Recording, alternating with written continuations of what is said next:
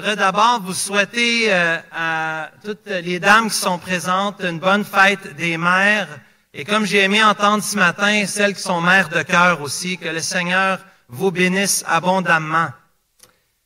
Paul disait à Timothée, dans 2 Timothée 1, verset 5, il disait qu'il gardait le souvenir de la foi sincère de sa mère, Loïs, et de sa grand-mère, Eunice. Que ces deux dames avaient eu un grand impact dans la vie spirituelle de Timothée. Et mes sœurs, je remercie le Seigneur pour vous, chacune d'entre vous, et l'impact que vous avez autour de vous, que ce soit de vos enfants ou que ce soit parmi les enfants de l'Église ou d'autres personnes dans votre entourage. Que le Seigneur vous bénisse. Et le thème de la foi est un thème important qu'on va regarder ensemble ce matin. Je vous invite de tourner, s'il vous plaît, dans la lettre de Paul aux Romains, Romains au chapitre 4. Si tu n'as pas de Bible, on peut t'en donner une en arrière. Tu peux lever la main, puis un des placeurs va t'amener une Bible. Si tu en veux une, ne te gêne pas de demander une Bible. Ou tu peux suivre dans ton téléphone, si tu vas dans une application comme Bible Gateway, par exemple, tu pourrais trouver et suivre avec nous dans la Bible, si tu le désires. Dans Romains 4, l'argument de Paul, son argument, c'est de démontrer, de prouver, de renchérir sur le point qu'il a mentionné précédemment, c'est-à-dire que nous sommes sauvés par la foi seulement. C'est par la foi seulement qu'on peut être sauvé. Dit en d'autres termes, si on prend les termes du passage, qu'on va lire dans un instant, la justice de Dieu nous est imputée et placée sur notre compte lorsque nous plaçons notre foi en Jésus-Christ seulement. Et c'est ce qu'il veut démontrer ici aujourd'hui, dans le chapitre 4 qu'on va voir ensemble. Au moins à 15 reprises dans les versets 1 à 25, Paul va mentionner le mot foi ou le mot croire ou le mot, à l'inverse, doute ou incrédulité. Il y a vraiment deux possibilités par rapport à la Bible. Soit qu'on y croit ou soit qu'on doute ou on est incrédule, qu'on n'a pas de foi, qu'on ne croit pas au message de la Bible. Puis dans le chapitre 4, il y a aussi au moins 9 mentions du terme imputé, qui veut dire placer sur le compte de. C'est un terme légal, c'est un terme financier, qui a pour but de parler de régler ses affaires. Et comment on peut régler ses affaires avec Dieu? Eh bien, c'est ce qu'on va voir dans le passage aujourd'hui. Si tu es un enfant de Dieu aujourd'hui, de remercier Dieu pour le salut qui s'obtient par la foi. Et si tu n'es pas un croyant aujourd'hui, je te dis tout de suite mes intentions avec un passage comme celui-ci. Ce serait que tu places toute ta confiance en Jésus-Christ. Comme on a entendu ce matin dans les témoignages de Stéphanie, de Luc et de Maryse. Nous sommes sauvés par la foi seulement. C'est l'argument du texte dans Romains chapitre 4. D'abord, dans les versets 1 à 8, si on veut juste voir la structure du passage, les versets 1 à 8 nous parlent du salut par la foi et que le salut par la foi, ce n'est pas par nos bonnes œuvres. Ce n'est pas par nos BA, nos bonnes actions qu'on peut être sauvé. Deuxièmement, dans les versets 9 à 12, ça nous dit que la bonne nouvelle de l'Évangile, le salut qu'on peut obtenir par la foi seulement, ça ne s'obtient pas par les rites religieux ou par les symboles religieux, comme on vient tout juste de faire. Fait que ça va être intéressant avec ce qu'on a vu ce matin. Ce n'est pas les rites religieux qui sauvent, les symboles religieux, les signes religieux qui sauvent. Troisièmement, dans les versets 13 à 17, l'argument de Paul ici, c'est que la foi elle s'obtient, la justification s'obtient par la foi, elle ne provient pas de la loi, c'est-à-dire des lois de l'Ancien Testament. Et finalement, dans les versets 18 à 25, nous allons voir ensemble la promesse de la justification qui ne vient seulement que par la foi. C'est l'argument de Paul qu'on va voir ensemble ce matin. Regardons ensemble d'abord dans les versets 9 à 12, la bénédiction. On va sauter, on a déjà vu 1 à 8, donc on va aller au verset 9 à 12. Où Paul dit, ce bonheur n'est pas seulement pour les circoncis, c'est-à-dire les Juifs, ou est-il également pour les incirconcis, les non-Juifs? Car nous disons que la foi fut imputée à justice à Abraham. Comment donc lui fut-elle imputée? Était-ce après ou avant sa circoncision? Il n'était pas encore circoncis, il était incirconcis. Il reçut le signe de la circoncision comme sceau de la justice qu'il avait obtenue par la foi quand il était incirconcis, afin d'être le père de tous les incirconcis qui croient, pour que la justice leur soit aussi imputée, et le père des circoncis qui ne sont pas seulement circoncis, mais qui encore marchent sur les traces de la foi de notre père Abraham quand il était incirconcis. La bénédiction ici de la justification, elle est offerte à tous. Vous voyez ce bonheur partagé. On va au verset 9, le mot bonheur. Et c'est quelque chose qu'on veut en Amérique du Nord, n'est-ce pas? C'est quelque chose qu'on veut dans le monde entier, c'est d'être heureux, d'avoir le bonheur. Et le bonheur nous est expliqué dans les versets qui précèdent, dans les versets 6 à 8, où David a obtenu le bonheur lorsqu'il a été pardonné. Demander pardon, c'est une chose extrêmement difficile à faire aujourd'hui, mais combien ça fait du bien. C'est rare les gens qui demandent pardon. L'autre jour, lorsque je jouais au hockey, vous savez que j'aime beaucoup jouer au hockey, j'ai vraiment offensé un des gars dans l'autre équipe. Je suis un peu compétitif. Il y a des joueurs qui ont déjà joué avec moi en arrière qui me connaissent bien et souvent charnel dans mes réactions. J'ai dû aller le voir après pour lui demander pardon. Il ne savait pas quoi faire avec ça. Je ne pense pas qu'il y ait quelqu'un qui lui a demandé pardon depuis bien longtemps. Il voulait un peu me dire laisse faire, c'est correct. Je dis non, je veux vraiment te demander pardon. Mon attitude et mes paroles. Je demande pardon à mes enfants ou quand mes enfants me demandent pardon. On veut se réconcilier.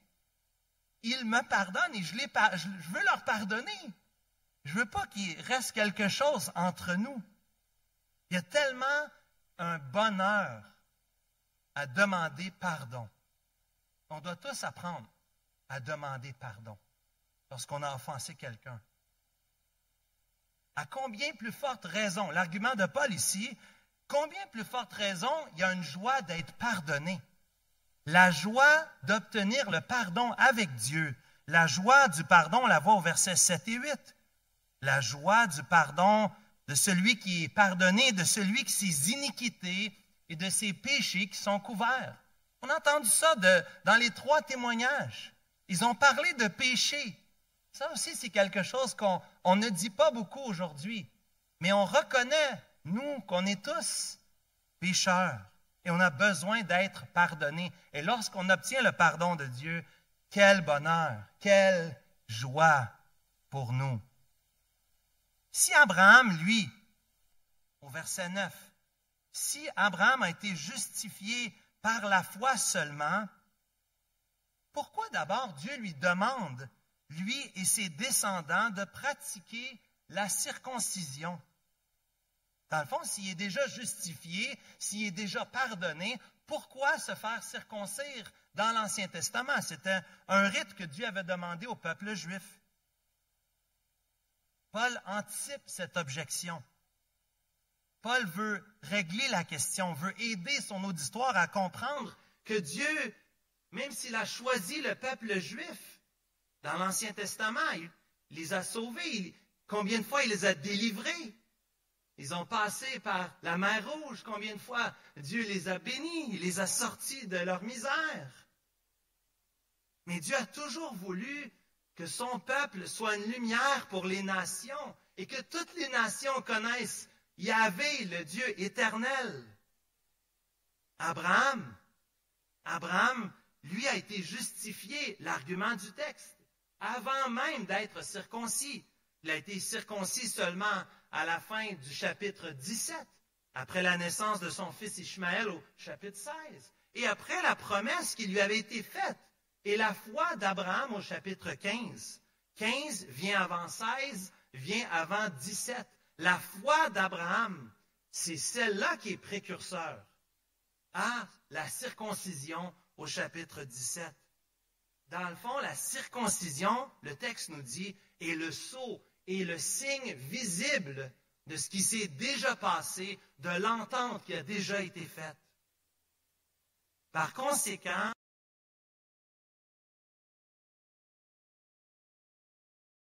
est indépendante de la circoncision.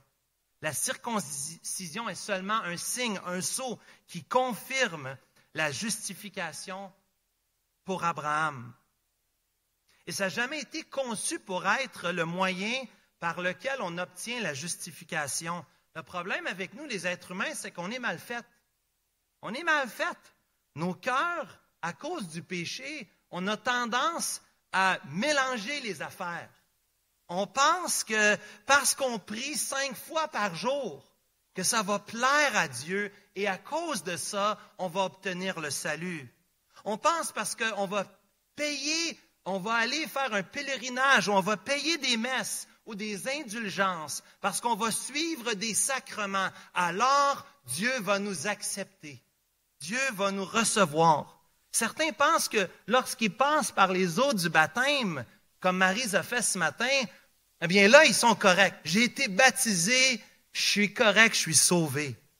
Ou lorsqu'on prend le repas du Seigneur, on le fait 1 fois par mois dans notre Église. Lorsqu'ils prennent le repas du Seigneur, avec ça, on est correct. Je suis sauvé, je suis un vrai chrétien parce que je prends le repas du Seigneur. C'est tout à l'envers. Aucun rite religieux ne peut nous sauver, zéro. Aucun signe religieux ne peut nous sauver, zéro. Il n'y a rien que je peux faire qui va faire que j'obtiens le salut, seulement la foi en Jésus seulement peut nous sauver. Abraham ici est donc le père de tous les croyants, des Juifs et des non-Juifs. La circoncision ne garantit rien. Tout ce qu'elle fait, c'est qu'elle démontre ce qui s'est déjà passé dans le cœur et dans la vie d'Abraham. De la même façon, comme on a entendu Maryse témoigner de ce que Dieu a fait dans sa vie, elle était déjà sauvée, même si elle n'était jamais baptisée. C'est pas grave. C'est pas grave. Parce que sa foi était en Jésus et c'est la foi en Jésus qui sauve, pas les actes religieux qui sauvent. On a tout mélangé les choses, malheureusement. Le salut ici est pour tous, c'est l'argument. C'est pour toi aujourd'hui le salut. Tu n'as pas besoin d'être d'une certaine nationalité ou d'un certain âge. Luc avait 6 ans. Stéphanie, début d'adolescence peut-être. Maryse, un peu plus vieille. Pas une question d'âge. Pas une question de race. C'est pas important ça. Dieu, pour lui, ceux qui croient en son Fils Jésus, que Jésus est mort pour eux à la croix, auront la vie éternelle. Peu importe ta race, peu importe ton arrière-plan. Et ce n'est certainement pas les signes ou les rites religieux qui sauvent, c'est l'argument de Paul dans les versets 9 à 12. Deuxièmement, dans les versets 13 à 17, l'argument de Paul ici, c'est que nous ne sommes sauvés, nous ne sommes pas sauvés par la loi. Ce n'est pas le fait de suivre la loi qui nous sauve. Lisons verset 13. En effet, ce n'est pas par la loi que l'héritage du monde a été promis à Abraham ou à sa postérité. C'est par la justice de la foi. Car si les héritiers le sont, par la loi, la foi est vaine et la promesse est anéantie. Parce que la loi produit la colère et que là où il n'y a point de loi, il n'y a point non plus de transgression. C'est pourquoi, verset 16, les héritiers le sont par la foi, pour que ce soit par grâce, afin que la promesse soit assurée à toute la postérité, non seulement à celle qui est sous la loi, mais aussi à celle qui a la foi d'Abraham, notre Père à tous, selon qu'il est écrit, « Je t'ai établi Père d'un grand nombre de nations, il est notre Père devant celui auquel il a cru. Dieu qui donne la vie aux morts et qui appelle les choses qui ne sont point comme si elles étaient, espérant contre toute espérance, Abraham crut, en sorte qu'il devint père d'un grand nombre de nations, selon qu'il avait été dit, telle sera ta postérité. » Ici, Abraham, il reçoit l'héritage des nations. Dieu lui avait dit dans Genèse 15 au verset 5, il lui avait dit de regarder les étoiles dans le ciel. Et il lui avait demandé à Abraham, peux-tu les compter? Peux-tu compter toutes les étoiles dans le ciel? Prends l'occasion de faire ça cette semaine, dans un soir où il n'y aura pas de pluie. C'est rare de ce temps-là, mais un soir qu'il n'y a pas de pluie, prends le temps de regarder les étoiles dans le ciel.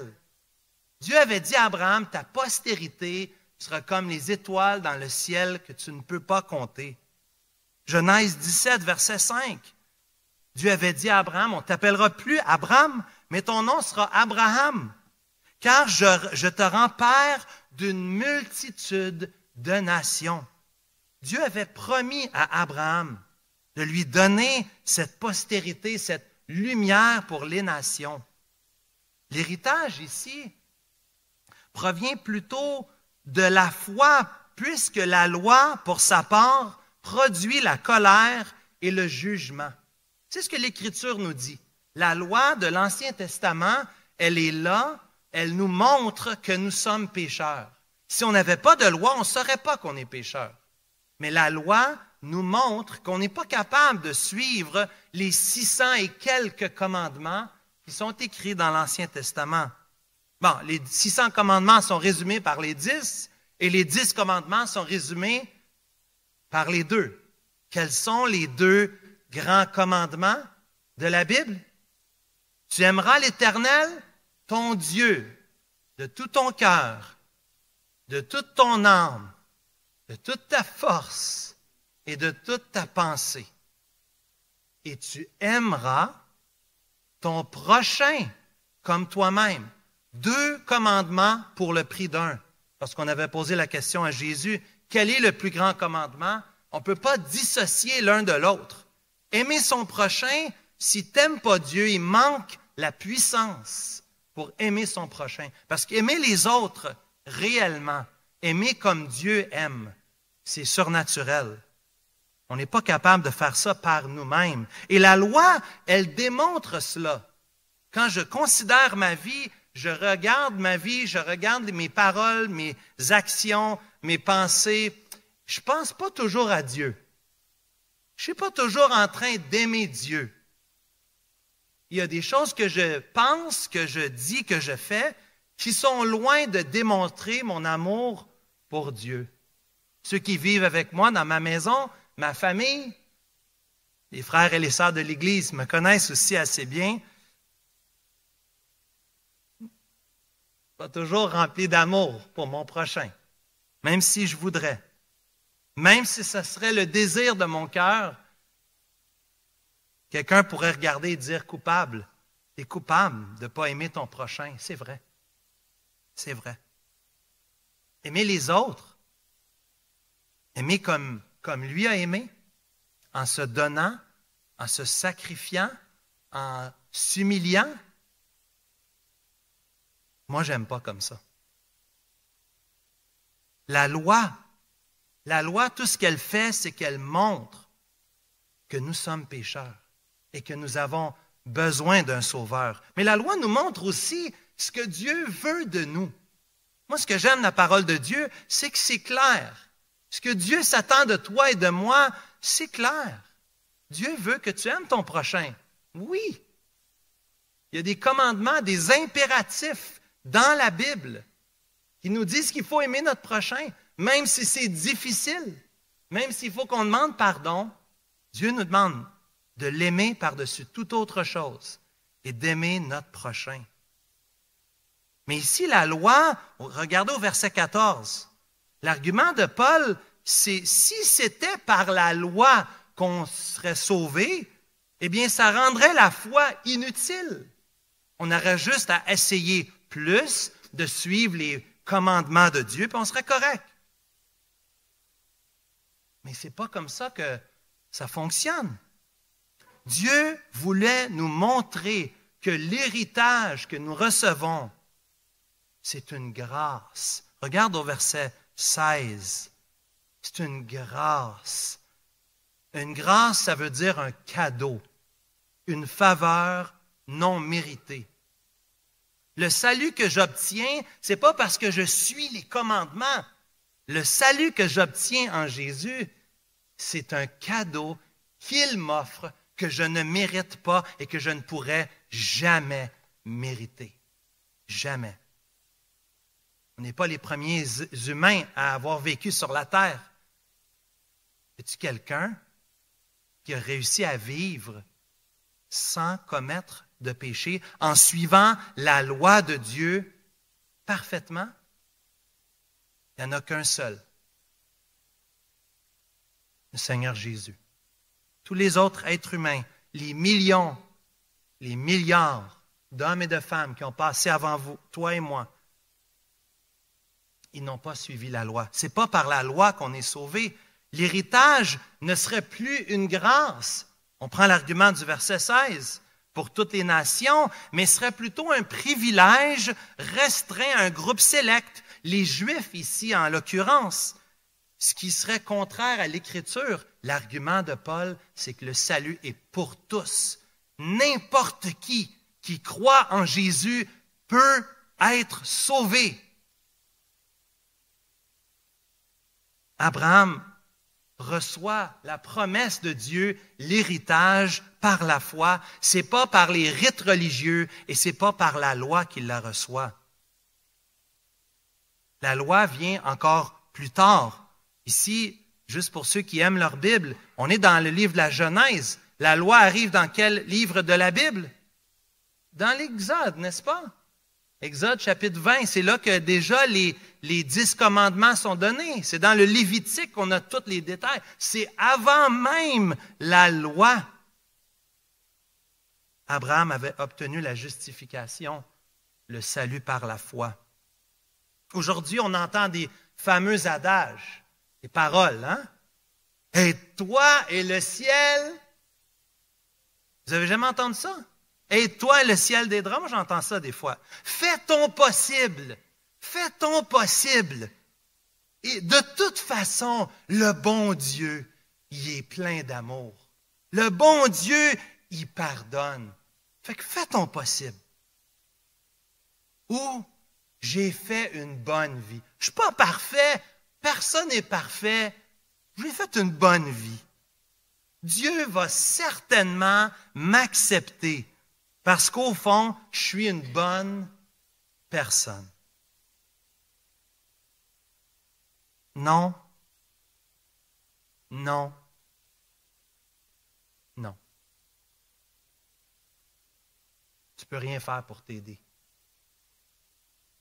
Même si tu fais ton possible, ça ne sera jamais assez. Et non, on ne fait pas une si bonne vie que ça. On pense qu'on fait une bonne vie, mais on se trompe soi-même. Le seul qui a fait une bonne vie, c'est Jésus. Et il t'offre aujourd'hui, il offre à quiconque croit en lui la vie éternelle, le pardon des péchés. La recette, c'est foi et grâce. Verset 16. La recette, c'est pas foi et œuvre. Chapitre 4, versets 1 à 8. C'est pas foi et signes religieux. C'est pas foi et loi. C'est pas foi et promesse ou foi et semence. La recette de la vie éternelle, le verset que Stéphanie a lu. C'est par la grâce que vous êtes sauvés, par le moyen de vos bonnes actions, par le moyen de votre obéissance à la loi, parce que vous avez suivi la loi, vous êtes correct. Ah, c'est par la grâce que vous êtes sauvés par le moyen du baptême. Éphésiens 2, 8 et 9. C'est par la grâce que vous êtes sauvés par le moyen de la foi. Il y a un seul moyen que tu peux obtenir le cadeau, la faveur non méritée de Dieu. C'est par la foi seulement. Finalement, aujourd'hui, versets 19 à 25, je pense que je vais être correct. 19 à 25, la promesse de la justification s'obtient par la foi. Verset 19, sans faiblir dans la foi, il ne considéra point, toujours on parle d'Abraham, que son corps était déjà usé, puisqu'il avait près de 100 ans et que Sarah n'était pas plus en état d'avoir des enfants.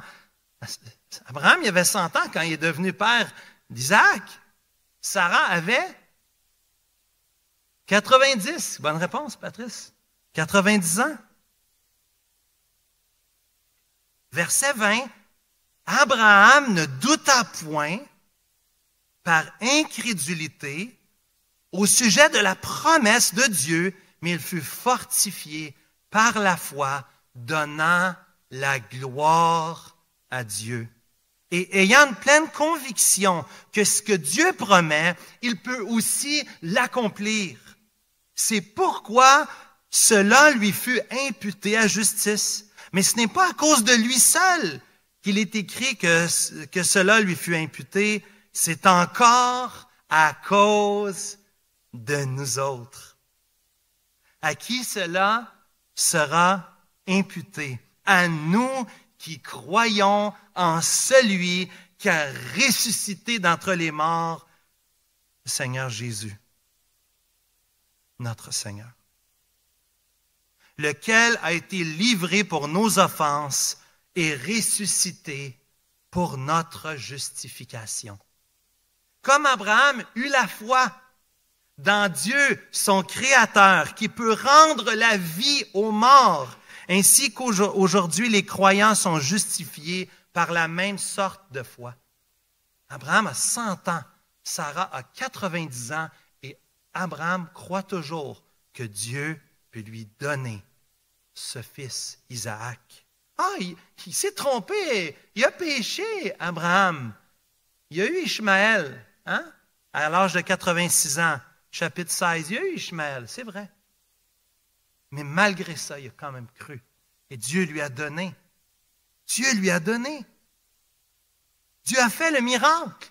Une femme de 90 ans qui a accouché, qui a eu un enfant. C'est miraculeux. La foi d'Abraham, chers amis, est un exemple pour les croyants de toutes les générations, pour nous aussi. Abraham, il a cru dans la puissance de Dieu qui était capable de prendre des vieux corps, des gens qui ne devaient pas pouvoir avoir des enfants à cet âge pour que Dieu leur donne, effectivement. Et cela, le texte nous dit, lui fut imputé à justice. La foi d'Abraham, de croire en Dieu, Dieu lui donne la justification à cause de sa foi, pas à cause de ses œuvres. Cette justification n'a pas été utile à Abraham seulement, mais à quiconque croit, au même Dieu qui a ressuscité Jésus d'entre les morts. Et en fait, Jésus, il fut sacrifié à la croix à cause de nos péchés et fut ressuscité à cause de notre justification comme preuve visible que Jésus a conquis la mort. Le rite du baptême qu'on vient de voir, ce signe visible, nous rappelle ces deux vérités. Parce qu'on a plongé Maryse dans l'eau, on a rappelé que Jésus est mort et qu'il a vraiment été tué, mort, crucifié. Il a été dans le tombeau. Il a été 3 jours dans le tombeau. Mais comme on a entendu de l'autre côté à l'école du dimanche ce matin, lorsque les disciples sont venus, lorsque Marie Magdala est venue, lorsque Pierre et Jean, ils ont vu, ils ont cru, parce qu'ils ont vu que le tombeau était vide, vide, vide. Les témoins ont attesté de sa mort, mais aussi de sa résurrection. Jésus a dit à ses disciples, Thomas, viens ici, viens ici, en bon québécois. Mets tes doigts ici. Mets tes doigts. Veux-tu voir? Heureux ceux qui auront cru sans avoir vu. Chers amis, nous ne voyons pas avec nos yeux physiques, mais avec la parole de Dieu, au travers nos yeux spirituels.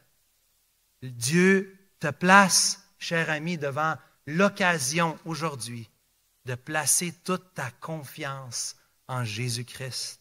La justice de Dieu nous est imputée, placée sur notre compte lorsque nous plaçons notre confiance en Jésus seulement.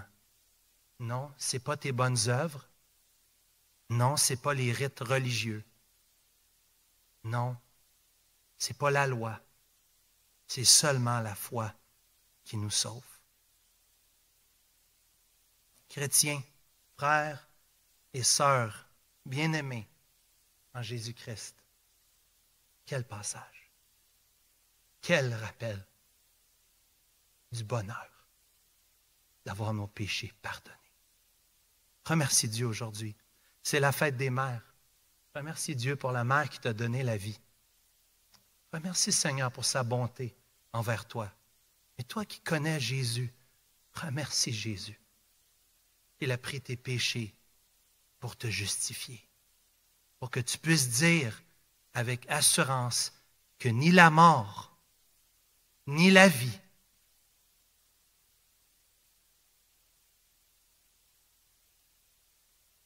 ni la hauteur, ni la profondeur, rien ne peut nous séparer de l'amour de Dieu manifesté en Jésus-Christ, notre Seigneur. Chrétien, parle de Jésus. Parle de ce message de grâce. Parle de ça. Invite les gens autour de toi à placer leur foi en Jésus-Christ. Toi qui ne connais pas Jésus, qui m'entends aujourd'hui, l'invitation est là pour toi. C'est pour tous. Tu peux aujourd'hui recevoir le cadeau de la vie éternelle. Ce serait ma joie et la joie de plusieurs personnes ici de prendre du temps avec toi et de t'expliquer, de répondre à tes questions, afin que toi aussi, tu puisses dire que tu as l'assurance d'avoir la vie éternelle. Courbons-nous, s'il vous plaît, dans un mot de prière pendant que l'équipe de louange s'avance. Seigneur Jésus, merci pour ta bonne parole. Il faut croire que c'est important, Seigneur, de parler de la justification par la foi seulement. Pour que tu demandes à ton serviteur de prendre pratiquement 2 chapitres pour parler de ça, pour donner des exemples, pour nous aider à comprendre. Seigneur, merci. Merci pour ta parole qui nous conduit à toi, Seigneur. Tu es le Dieu vivant et vrai. Tu as tellement aimé le monde que tu as donné ton Fils pour nous pardonner, pour nous justifier.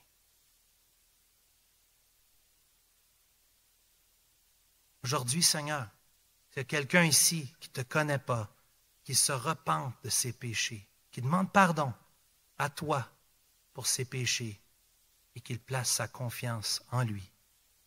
Tu es notre espérance. Au nom de Jésus.